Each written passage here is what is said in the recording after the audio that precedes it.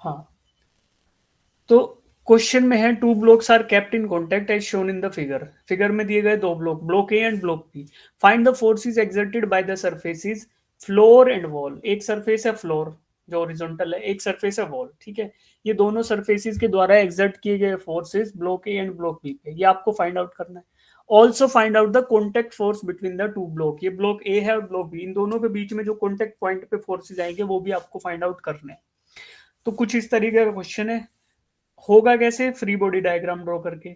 Equation क्या use होगी? Static equilibrium की इक्वेशन की किसी भी रैंडम एक्सिस के अलोंग अगर आप सारे के सारे फोर्सेज, एक्सटर्नल फोर्सेज का सम कर देते हो, वेक्टर सम, तो वो कुल मिला के आना चाहिए जीरो। बात भी जायज है, क्योंकि जीरो नहीं आएगा तो the object should move according to the second law of motion. Second law of motion है ना, सेकंड लॉ ऑफ मोशन क्या बोल रहा था जी? F is equal to mass into acceleration. तो अगर फोर्स प्रेजेंट हुआ, अनबैलेंस एक्सटर्नल फोर्स प्रेजेंट हुआ, तो ऑब्जेक्ट में कुछ ना कुछ एक्सेलरेशन होना चाहिए, यानी या तो वो एक्सेलरेट करे या फिर वो रिटार्ड करे। और एक्सेलरेट या रिटार्ड करने के लिए सीधी सीधी बात क्या है? तो ऑब्जेक्ट शुड मूव, तो मूव करना चाहिए। बट यहाँ पे मूव नहीं कर रहा, that means external force should be zero. और वो कहाँ पे? किसी भी एक्सिस, कोई भी रैंडम एक्सिस लो उस पे जीरो होगा। तो हम अपनी सहूलियत के लिए दो एक्सिस ले लेते हैं, एक तो एक्स और दूसरा ले लेते हैं वाई। तो हॉरिजॉन्टल और वर्टिकल एक्सिस ही हमारी ऑब्वियस चॉइस रहती है जहाँ पे हम फोर्सेस को फाइंड आउट करते हैं। और फोर्सेस फाइंड आउट कैसे होंगे सर? सबसे पहले फ्री बॉडी डायग्राम बनाना होगा, राइट। तो देखो अब क्वेश्चन में लेफ्ट साइड में दिख रहा है आपको ब्लॉक ए का, ब्लॉक ए का फ्री बॉडी डायग्राम लेफ्ट में है और ब्लॉक बी का free body diagram right side में है, ठीक है। तो ब्लॉक ए का फ्री बॉडी डायग्राम क्या है? अच्छा, एफबीडी याद नहीं है तो एक बार याद दिलाता हूं आपको कि एफबीडी का मतलब था कि सिस्टम। सिस्टम, अब सिस्टम भी याद नहीं है। सिस्टम क्या होता है? ऐसा पार्ट ऑफ यूनिवर्स जिस पे हमारा कंसंट्रेशन हो, जिस पे हम कैलकुलेशन कर रहे हो, जिस पे हम अपनी वैल्यूज कैलकुलेट कर रहे हो। यानी वो कोई मास का टुकड़ा होगा, MASS, मास, मैटर। कोई मैटर होगा जिस पर हम अपना फोर्सेस कैलकुलेट कर रहे होंगे, उसकी वेलोसिटीज निकाल रहे होंगे, जो भी हम कैलकुलेशन कर रहे हैं, राइट। तो वो है सिस्टम। अब सिस्टम पर लगने वाले बाहर से जितने फोर्सेज हैं, अगर वो आप चित्र में दिखा दो तो वही होगा फ्री बॉडी डायग्राम। तो मैं क्या करूंगा, फर्स्ट ब्लॉक ए लूंगा, ब्लॉक ए का एफबीडी बनाऊंगा। तो ब्लॉक ए को मैंने उठाया, सिस्टम से अलग किया, ठीक है। मतलब ब्लॉक ए मेरा सिस्टम है, उस पर लगने वाले बाहर से जितने भी फोर्सेज है उनको मैं ड्रॉ कर दूंगा। तो सबसे पहले तो लेफ्ट टू राइट ये 100 न्यूटन लग रहा था, तो ये। फिर ब्लॉक ए का मास लग रहा, वेट लग रहा होगा डाउनवर्ड डायरेक्शन में, दैट इज MA × Z। अब एम ए की वैल्यू है 100 किलोग्राम, जी की वैल्यू 10 ले लो, तो ये 100 न्यूटन लग रहा है नीचे। उसके जस्ट अपोजिट ये फ्लोर जो है, ये भी कुछ फोर्स लगा रहा होगा। क्यों? क्योंकि वेट डाउनवर्ड है तो उसके अपोजिट कोई फोर्स आएगा। ऐसा बोला Newton third law of motion ने कि forces will be generated only in pairs. तो वो अपोजिट फोर्स होगा Na, यानी कि normal reaction applied on A by what? By ground. तो ऐसे लिखते हैं, देखो नॉर्मल रिएक्शन का नोमेनक्लेचर ऐसे रहता है, जिसपे अप्लाई हो वो पहले आएगा, बाद में जिसके द्वारा लगाया गया। तो ग्राउंड लगाया तो मान लो उसको ग्राउंड को जीरो बोल दें, तो जीरो को लिखते नहीं है ज्यादातर, है ना, ग्राउंड के रिस्पेक्ट में फिर लिखते नहीं है कि जीरो है या क्या है।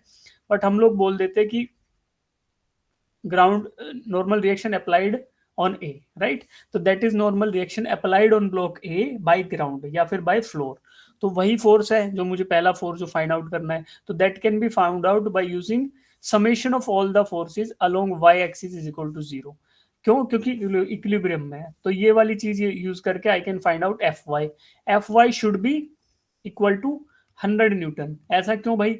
क्योंकि एक डाउनवर्ड फोर्स लग रहा है 100 न्यूटन, तो उसको बैलेंस आउट करने के लिए उसके बराबर अपोजिट फोर्स लगना चाहिए, दैट इज 100 न्यूटन। तो इससे मुझे एफ वाई मिला 100 न्यूटन। अब एफ वाई क्या है? It is the normal reaction exerted by floor on the block ए, यानी कि force exerted by floor on block ए। या जो क्वेश्चन में पूछा था कि सरफेस ना, जो फ्लोर वाला सरफेस है उसने ब्लॉक ए पे कितना फोर्स लगाया? 100 न्यूटन। कैसे आया? Summation of all the forces in Y axis should be zero, ऐसे मैंने कैलकुलेट कर लिया। अब दूसरा चीज यूज करूंगा, F Y is equal to zero इसी फ्री बॉडी डायग्राम में। तो summation of all the forces along X axis should be zero. तो उससे मुझे मिल जाएगा कि ब्लॉक ए पर ब्लॉक बी ने कितना फोर्स लगाया, that is normal reaction exerted on block B by exerted on block A by block B. That is to be find out by, ये कॉन्टेक्ट फोर्स हो गया ना ब्लॉक ए और बी के, जो सरफेस है कॉमन सरफेस, उस पर कॉन्टेक्ट फोर्स क्या है?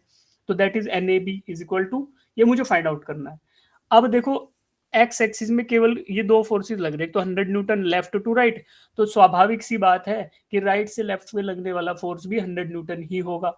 तो N A B should also be 100 newton. क्यों? क्योंकि बैलेंस आउट करने के लिए उतना ही फोर्स रिक्वायर्ड रहेगा, क्योंकि मोशन में नहीं है। ये जब मैंने आपको पूछा था एक ब्लॉक पे लेफ्ट साइड से 30 लग रहा है, राइट साइड से भी 30 लग रहा है, तो आपने बोला सर मोशन नहीं होगा। क्यों? क्योंकि दोनों फोर्स एक दूसरे को बैलेंस आउट कर देंगे। अब ये जस्ट उससे अपोजिट बात है कि मोशन नहीं हो रहा तो फोर्सेज क्या होंगे, तो इक्वल फोर्सेज होने चाहिए। तो ऐसे एन ए भी आपको मिला 100 न्यूटन, दो फोर्स मिल गए।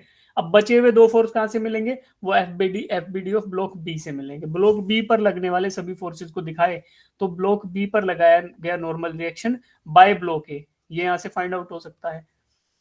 एन वॉल, वॉल के द्वारा लगाया गया नॉर्मल रिएक्शन, राइट, ये होगा। दूसरा है वेट, ये वेट किसका, ब्लॉक बी का वेट डाउनवर्ड डायरेक्शन में, इसको बैलेंस आउट करेगा एन बी और कुछ कंपोनेंट इसका 50 न्यूटन फोर्स जो इंक्लाइंड लग रहा है ना थोड़ा ऐसे, इसके दो कंपोनेंट होंगे जी, एक होगा राइट टू लेफ्ट और एक होगा टॉप टू बॉटम ऐसे।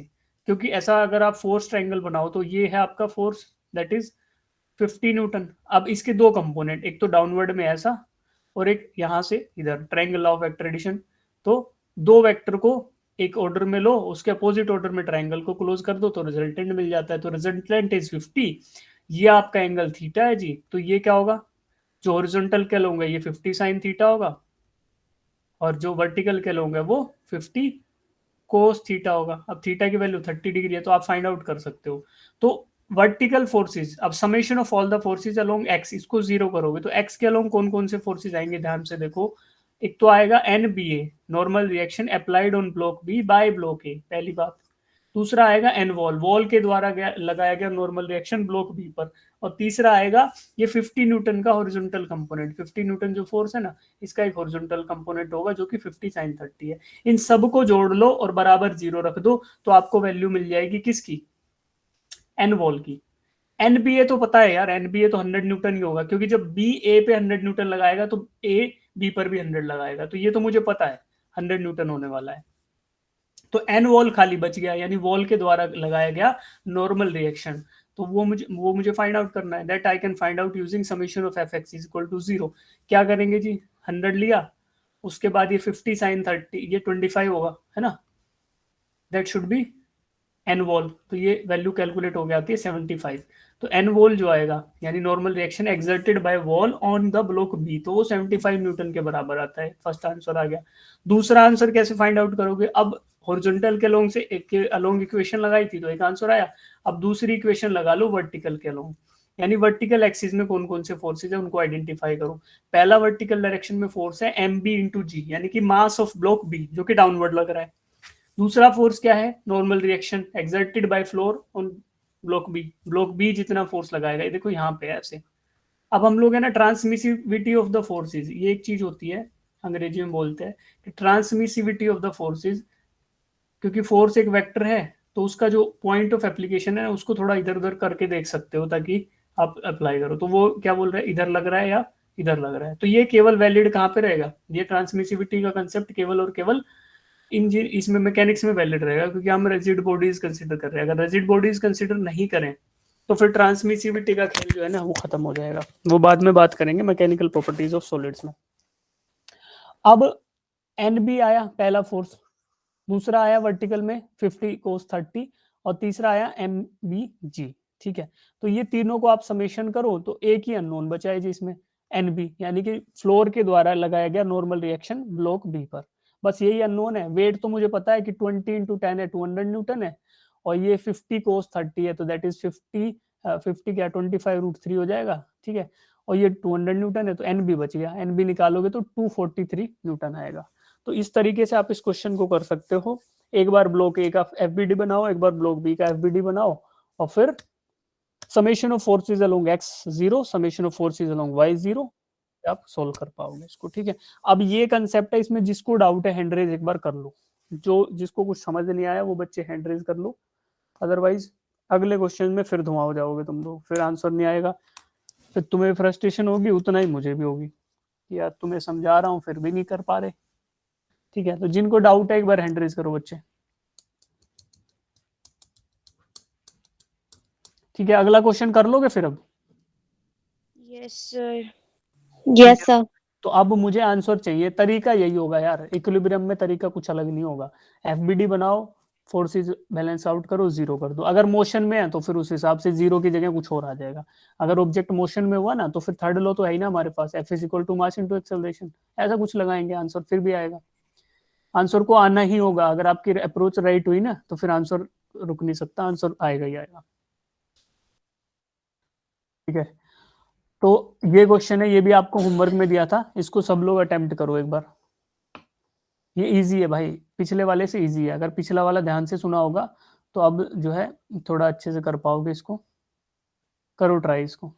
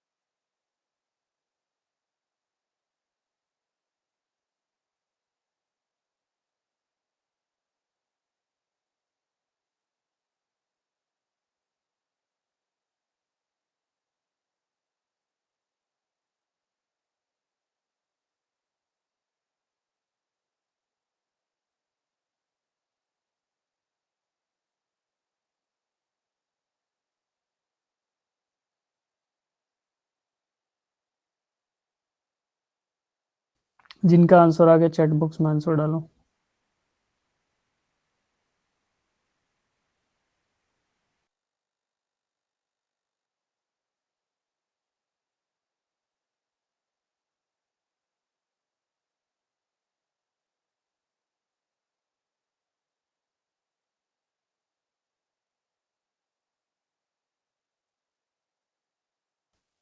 एक्सेलरेशन फाइंड आउट करना है बेटा, फोर्स नहीं।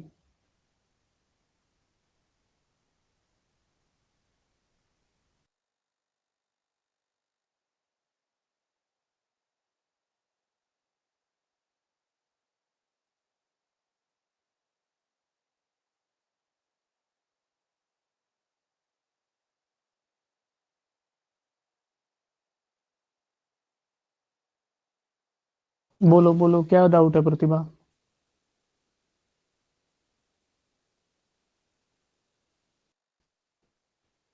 एक्सेलरेशन आएगा, find the acceleration of 5 kilogram block, force नहीं निकालना, एक्सेलरेशन निकालना है।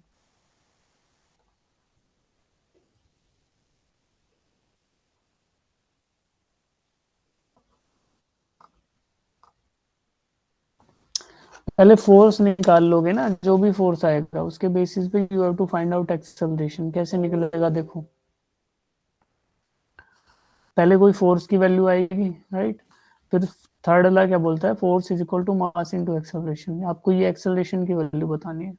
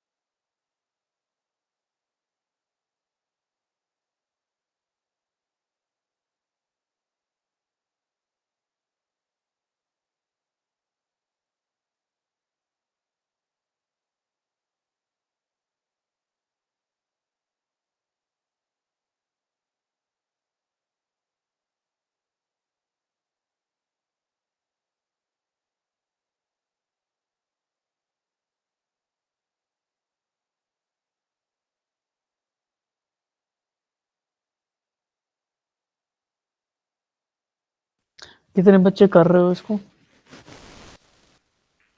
अभी कोई कर रहा है या हो गया?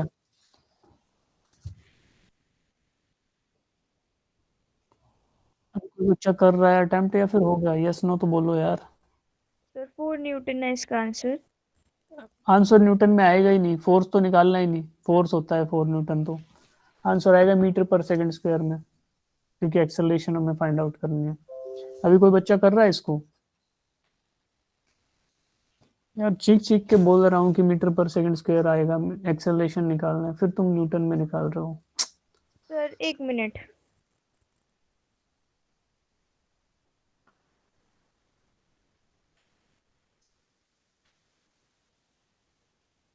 तो पॉइंट में आएगा।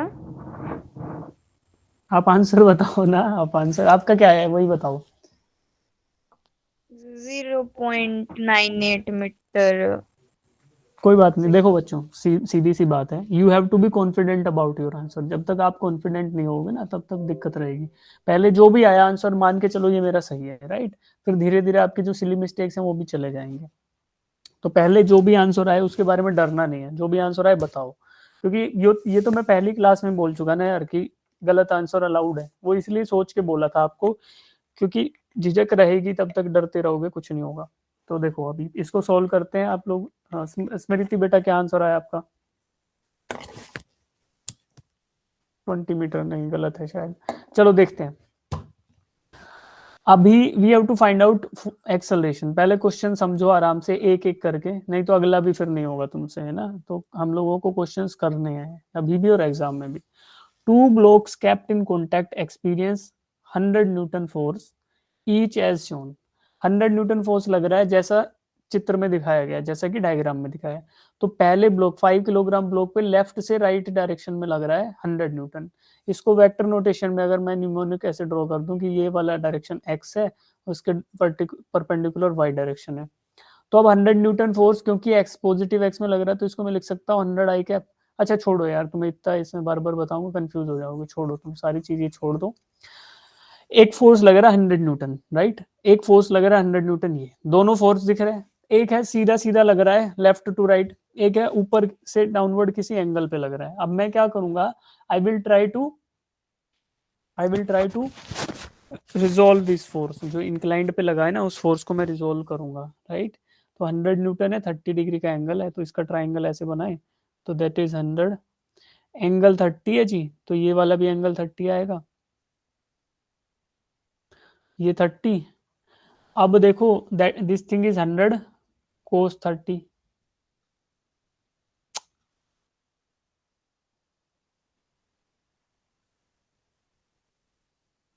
100 कोस 30 और ये 100 साइन 30, ठीक है। 100 कोस 30 क्या होगा, कोस 30 होता है √3/2, तो 50 √3, इससे मुझे कोई लेना देना नहीं है। साइन 30 होता है 1/2, ये क्या आएगा 50 न्यूटन। तो देखो इससे मुझे पता चला कि देयर इज सम फोर्स, जो आप रिप्लेस करोगे ऐसे आएगा, right to left 50 newton horizontal में लगेगा, और टॉप टू बॉटम ये एक फोर्स ऐसा लग जाएगा जो होगा 50 √3 के बराबर। ये किसको रिप्लेस करके लगा सकते हो, ये 100 न्यूटन ना, इन दोनों फोर्सेस को रिप्रेजेंट कर रहा है। तो अब मैं क्या करूंगा, I will try to apply summation of all the forces in X direction is equal to 0। Zero नहीं लगाएंगे यार इसको, क्यों, क्योंकि m इंटू ए होगा। अब आपको एक्सेलरेशन चाहिए, तो जीरो ना करके इसको मास इंटू एक्सेलरेशन करोगे, ये थर्ड लॉ बोला है मैंने, लास्ट स्लाइड पे बताया भी था देखो आपको, कि अगर नहीं हुआ तो फोर्स इंटू एक्सेलरेशन, अभी मिटा दिया, ठीक है। जीरो तब होगा तब मोशन में नहीं होगा, बट अब इसने बोला कि एक्सेलरेशन मतलब कि ये मूव तो कर रहा होगा। अब देखो मैं क्या कर रहा हूँ, summation of all the forces in x क्या आएगा, 100 आया पॉजिटिव डायरेक्शन में और 50 आया नेगेटिव में, तो दैट मीन्स 50 न्यूटन फोर्स लग रहा है net force, that is F net in X direction, ठीक है। अब F net in X direction should be equal to mass into acceleration in X direction, ठीक है। अब acceleration in X direction I have to find out, मुझे acceleration ही find out करना है, that will be 50 divided by mass.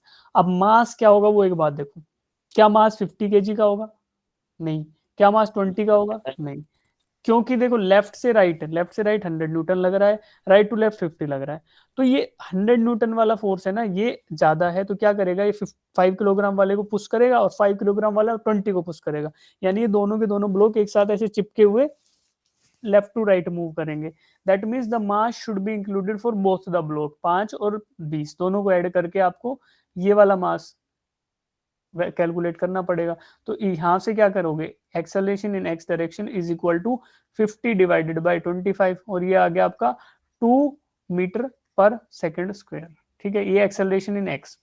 Acceleration in Y, Y में कोई acceleration होगा, वाई में कोई भी एक्सेलरेशन नहीं होगा, क्योंकि ये जो फोर्स है टॉप टू बॉटम लग रहा है, ये इसका काउंटर बैलेंसिंग फोर्स आपको फ्लोर से मिल जाएगा, जिसको बोलेंगे नॉर्मल रिएक्शन, और वो होगा इसी के बराबर, तो ये दोनों एक दूसरे को कैंसिल आउट कर देंगे। दिस मीन्स अगर एक्सेलरेशन वेक्टर लिखने चलो, तो एक्सेलरेशन वेक्टर कैसे लिख सकते हो, acceleration vector that is a x I cap, तो ए एक्स की वैल्यू 2 है, that is I cap, plus 0 J cap, ठीक है जी। तो ये ऐसा ही कुछ हुआ, इसको क्या बोलेंगे, इसको क्या बोलेंगे, is equal to 2 I cap, बस यही हुआ। और वैसे अगर एक्सेलरेशन निकालते, जो क्वेश्चन में पूछा है, एक्सेलरेशन पूछा है आपको मैग्नीट्यूड, अब देखो मैं डिटेल में बता रहा हूँ, वैसे आंसर हमारा आ चुका 2 मीटर पर सेकंड, एक्सेलरेशन का मैग्नीट्यूड पूछा है, दैट मीन्स एक्स कंपोनेंट का स्क्वायर प्लस वाई कंपोनेंट का स्क्वायर, ऐसे करोगे तो एक्स फर्स्ट कंपोनेंट क्या है जी, 2 है, 2 का स्क्वायर अंडर रूट प्लस 0 का स्क्वायर है, तो कर लो इसको, 4 अंडर रूट आएगा, तो that is 2 metre per second square. अब पूरा तो यहाँ तक आएगा, बट मुझे पहले ही पता है कि केवल एक्सेलरेशन एक्स डायरेक्शन में एग्जिस्ट करेगा, तो मैं 2 मीटर पर सेकंड निकाल चुका, राइट। तो the answer should be 2 metre per second square. Detailed solution आप यहाँ देख लेना, एफबीडी से बनाया गया है प्रॉपर, तो that is 2 metre per second square, ठीक है। बाकी यहाँ भी है, जिनको समझ नहीं आया वो एक बार वीडियो देखना अब, राइट। अब करते हैं, ये क्वेश्चन हम कर चुके थे, इसके बाद एक और क्वेश्चन दिया था आपको, ये भी कर चुके थे यार, ये दोनों क्वेश्चन करने के बाद तो हो जाना चाहिए था, वो जो पहले वाला क्वेश्चन था। ये क्वेश्चन समझ आया था आपको क्लास में, लास्ट क्लास में? Yes sir. तो फिर वो क्यों नहीं हुआ बेटा? जब ये समझ आ गया था तो इससे तो इजी क्वेश्चन था ये वाला, ये हो जाना चाहिए था। फिर इसका मतलब आप रिवाइज नहीं कर रहे, इसका मतलब कोई फायदा हो नहीं रहा है। केवल मेहनत अकेला मैं कर रहा हूँ, है ना? मैं ही आपके लिए क्वेश्चन सेलेक्ट करके ला रहा हूँ, मैं ये पीपीटी बना के ला रहा हूँ, मैं ही आपको पढ़ा रहा हूँ, फिर मैं ही क्वेश्चंस दे रहा हूँ और मैं ही सॉल्यूशंस करा रहा हूँ। आप क्या कर रहे हो? आप राम कथा सुन रहे हो इधर बैठ के, है ना? उससे कोई फायदा होगा नहीं। फायदा होगा क्वेश्चंस करने से, तो रिवाइज करके आया करो क्लास में, नहीं तो फिर धुआं हो जाओगे खुद से, मतलब एक्सपेक्टेशंस आपकी खुद से गिर जाएंगी, तो फायदा क्या है? और अभी देखो मैं डांट इसलिए रहा हूँ क्योंकि तुम्हारे पास स्कोप है, ठीक है? यही मेरे पास 12th के बच्चे हों तो मैं उनको बोलूंगा कोई बात नहीं बेटा, अभी करते हैं, करते करते। क्यों? क्योंकि उनके पास दूसरा ऑप्शन नहीं है। अभी तुम्हें डांट दूंगा, तुम संभल गए तो थोड़ा अच्छा से कर पाओगे परफॉर्म, तो समझ जाओ अभी, है ना? रिवीजन स्ट्रेटेजी क्वेश्चंस को अटेम्प्ट करना अभी से स्टार्ट कर दो। नहीं करोगे तो ऐसे धुआं में हो जाओगे, पता ही नहीं चलेगा कि you will be out of competition. अभी भी काफी काफी बच्चे हैं जो आउट ऑफ कंपटीशन हैं, जो आंसर नहीं देते, वो आउट ऑफ कंपटीशन है। जब मैं क्वेश्चन बोलता हूँ कि ये बेटा क्वेश्चन कर लो, कुछ बच्चे होंगे नहीं लिखते होंगे, ठीक है, ऐसे बैठे हुए हैं कि ठीक है थोड़ी देर में सर बता ही देंगे, ठीक है भाई। तो सर तो एग्जाम में जाएंगे नहीं आपके साथ, तो ट्राई करो क्लास में सॉल्व करने का। सिंपल तरीका आपको बताया, देखो बेटा, F X is equal to zero, ये कर लो अगर इक्विलिब्रियम में है। नहीं तो F Y is equal to zero, summation of all the forces in Y direction zero. तो अगर ऑब्जेक्ट इक्विलिब्रियम में है, स्टैटिक वाले इक्विलिब्रियम में, स्टैटिक इक्विलिब्रियम में, तो आप ये इक्वेशन यूज करो। अगर ऐसा नहीं है तो क्या यूज करो? मोशन में है, यूनिफॉर्म मोशन में, एक्सेलरेटेड में भी है, ठीक है, यूनिफॉर्म एक्सेलरेशन है, तो क्या होगा? Summation of all the forces along X should be equals to mass into acceleration in X direction. Summation of all the forces in Y should be equal to mass of the system into acceleration in Y direction. बस यही है, इसके अलावा कुछ है ही नहीं, ठीक है? अब ये क्वेश्चन होमवर्क में दिया था, इजी है, बेहद इजी है, ठीक है?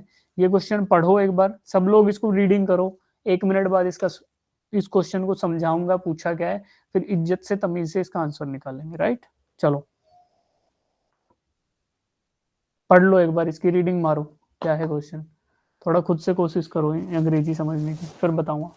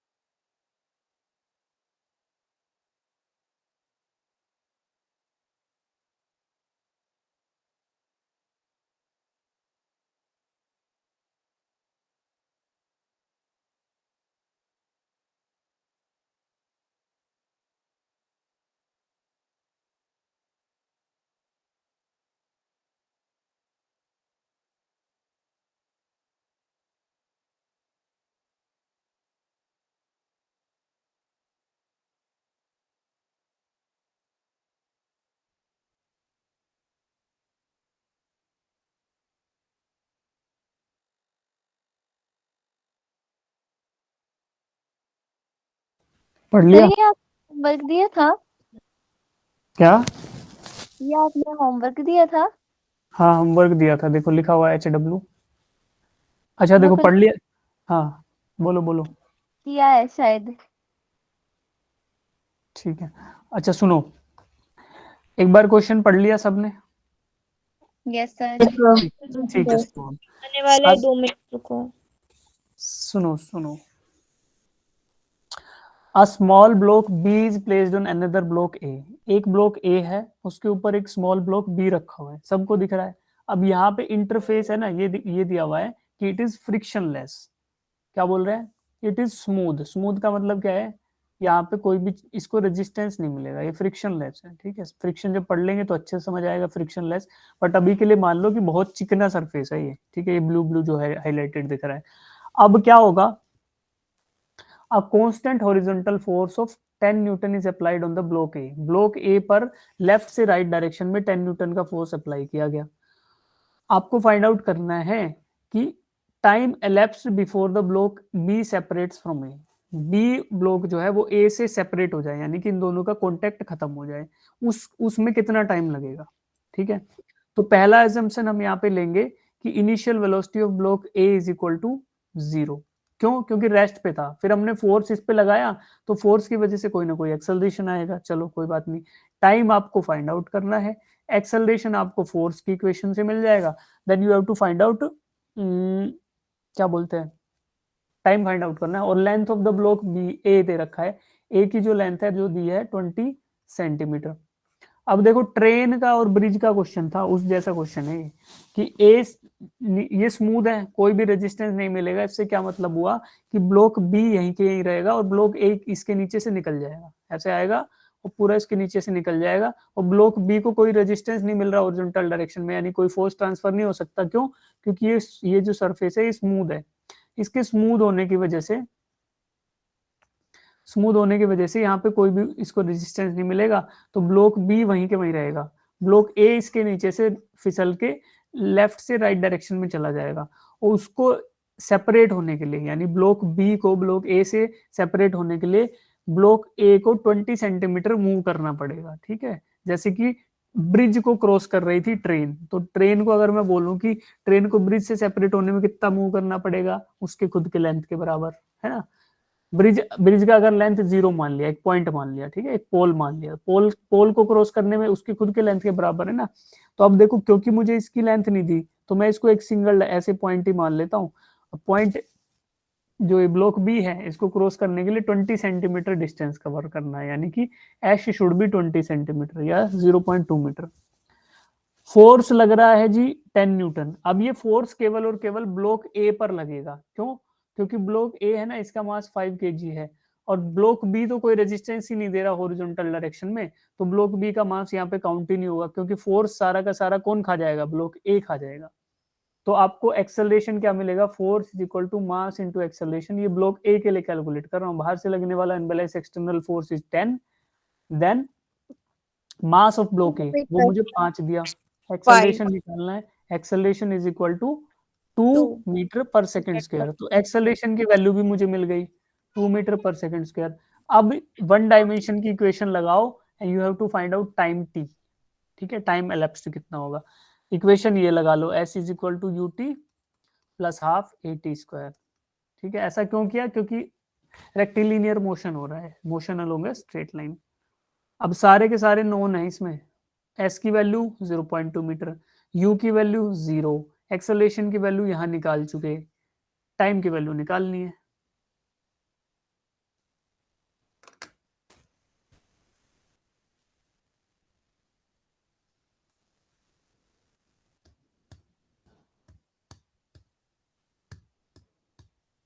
तुम सो क्यों जाते हो? क्वेश्चन ऐसा लगता है कि एक क्वेश्चन में सो गए, दूसरे में उठ गए, फिर सो गए।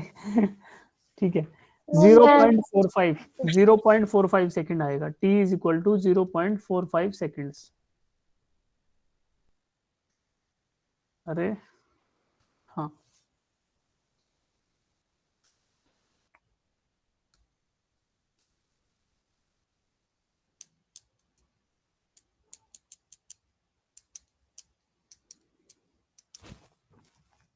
देखो अब तरीका सिंपल तो आपको बता दिया था।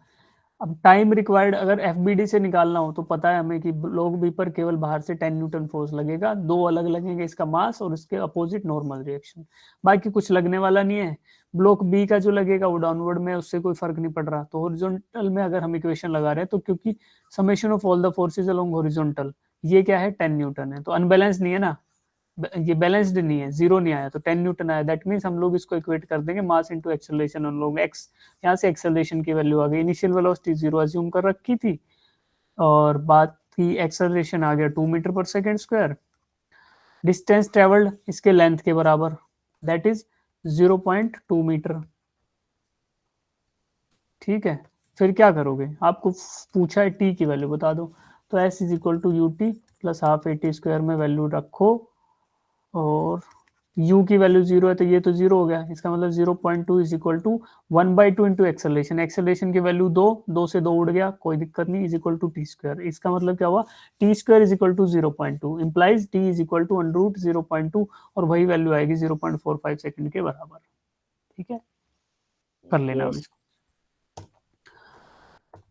अब एक क्वेश्चन ये भी दिया था, ये और अटेम्प्ट कर दो तुम लोग, ये तो बहुत सिंपल है भाई, इसके आंसर सबसे चाहिए मुझे। और इसके बाद शायद हमारा खत्म है, ये लास्ट क्वेश्चन है, ये अटेम्प्ट करो।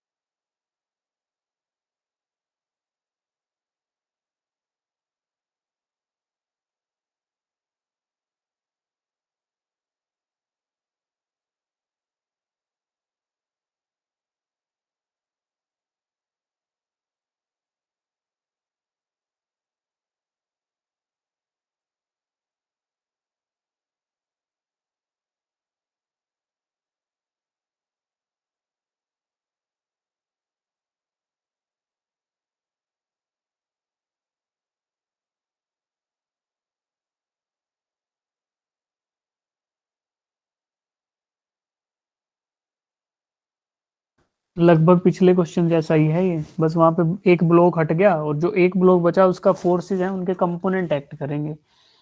तो कंपोनेंट निकालो पहले, जो फोर्स एक्सेलरेट कराएगा इसको, कौन सा होगा वो, उसका जो कंपोनेंट इसको एक्सेलरेट कराएगा उस कंपोनेंट की डायरेक्शन में सारा कैलकुलेशन कर दो, वैल्यू आ जाएगी फाइनल वेलोसिटी की। इनिशियल वेलोसिटी जीरो मानोगे ना, क्योंकि रेस्ट पे आपने पकड़ा हुआ था इसको ना, पहले होल्ड कर रखा था फिर छोड़ा, तो फिर उसके बाद इसने स्लाइड करना स्टार्ट किया, तो u is equal to zero. Time आपको दिया 2 सेकेंड्स। उसके बाद मास तो है, चलो मास की जो भी वैल्यू रहे, v आपको फाइंड आउट करना है, ठीक है। एक्सेलरेशन आपको ये भी है, एक्सेलरेशन भी है।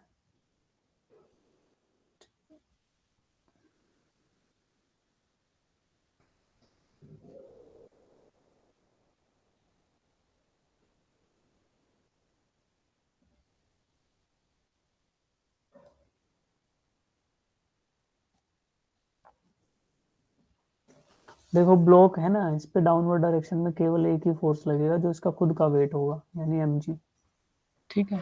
अब इस mg के दो कंपोनेंट होंगे, एक तो अलोंग द इंक्लाइन प्लेन जो इसको एक्सेलरेट कराएगा, जिसकी वजह से ये एक्सेलरेट होगा, और दूसरा परपेंडिकुलर टू इंक्लाइन प्लेन, यानी जो इसको नॉर्मल रिएक्शन देगा। अब देखो ये जो नीचे ये वाला कंपोनेंट है जो परपेंडिकुलर टू इंक्लाइन प्लेन है, इसके अपोजिट इंक्लाइन प्लेन इस पे लगा देगा, ठीक है, नॉर्मल रिएक्शन, दोनों आ जाएंगे कैंसिल आउट, ठीक है। क्यों? क्योंकि भाई इस डायरेक्शन में कोई मोशन नहीं है, फील हो रहा है ऐसे, इस डायरेक्शन में कोई भी मोशन नहीं होगा, तो इसका मतलब फोर्सेस का समेशन जीरो होना चाहिए, यानी कि जो नीचे वाला फोर्स होगा वही होगा ऊपर वाला फोर्स, तो नीचे वाला क्या होगा, थीटा वैल्यू 60 डिग्री है, तो दिस इज 60 डिग्री, तो इसके जस्ट सामने वाला क्या होगा, साइन थीटा, तो this is M G sine 60 degree, और जो हॉरिजॉन्टल क्या लोगे वो एम जी कोस 60 डिग्री। कोस 60 होता है 1/2, एम जी का मतलब क्या, force into M G equal to mass into acceleration, तो ये क्या आएगा, एम जी की वैल्यू 100 है, कोस 60 दैट इज 1/2, तो इसका मतलब फोर्स आया 50 न्यूटन, राइट। अब एक्सेलरेशन क्या होगा इस डायरेक्शन में, acceleration will be force divided by mass, value क्या है 50 divided by mass of the block, तो 5 मीटर पर सेकंड स्क्वायर, ये एक्सेलरेशन आ गया।